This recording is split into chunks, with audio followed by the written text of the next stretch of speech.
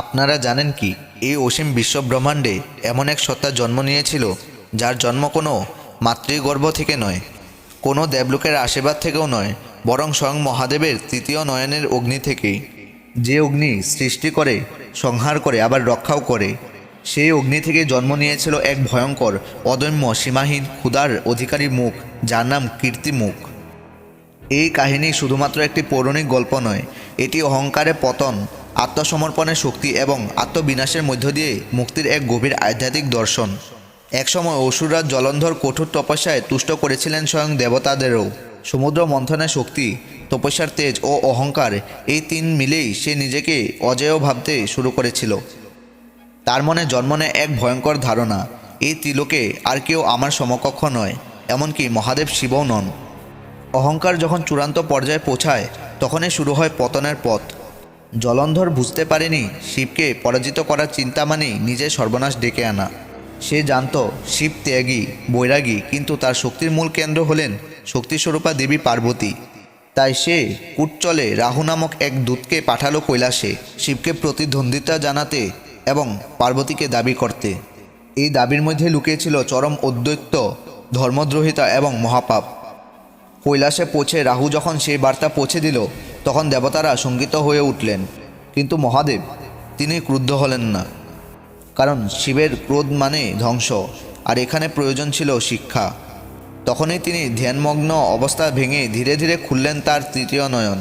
সেই নয়নের অগ্নি থেকে জন্ম নিল এক ভয়ঙ্কর সত্তা, বিশালকার মুখ, তীক্ষ্ণ দাঁত, রক্তিম চোখ, দেহ জুড়ে অগ্নিসদৃশ তেজ।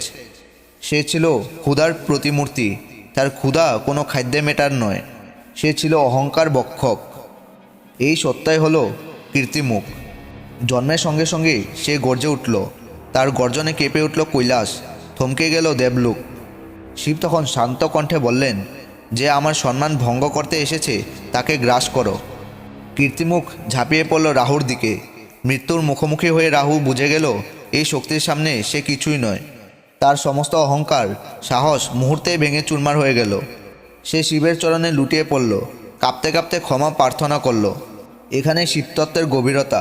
শিব শুধু সংহারক নন, তিনি করুণাময়। তিনি রাহুকে ক্ষমা করলেন। কিন্তু তখন সৃষ্টি হলো এক ভয়ঙ্কর সমস্যা। কীর্তিমুখের ক্ষুধা তখনও অদম্য। তার সামনে কোনো শত্রু নেই, তবু সে থামবে কিভাবে?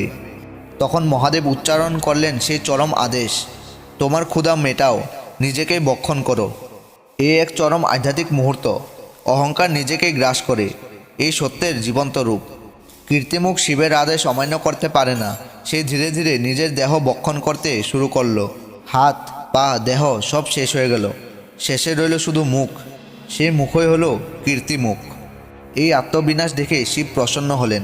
তিনি আশীর্বাদ করে বললেন, আজ থেকে তুমি আমার কীর্তির প্রতীক হবে। তোমার এই মুখ সকল অশুভ শক্তিকে গ্রাস করবে। যে স্থান তুমি পাহারা দেবে, সেখানে অমঙ্গল প্রবেশ করতে পারবে না।